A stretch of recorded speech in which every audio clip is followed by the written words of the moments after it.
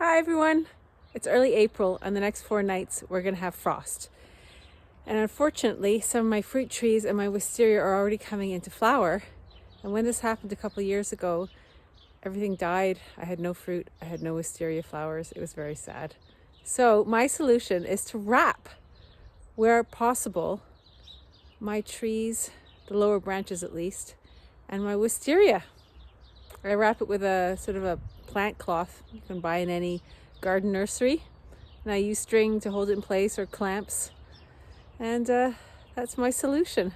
So I've started, let me show you, on my wisteria plant.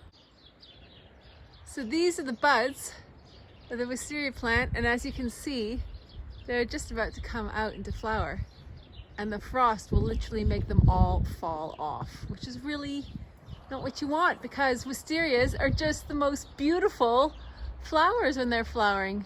Big, heavy, lilac colored, purpley flowers. I love it. And this is a birthday present from my husband, the 2 wisteria plants and this archway. So there you see, I've started the job of wrapping it, and I'm going to continue. So these are the peach blossoms, and I'm also going to wrap them up because they are in real risk of dying before any fruit can form. Time to get to it. One branch of the cherry tree done, because doing the entire tree would be impossible. And one young peach tree done.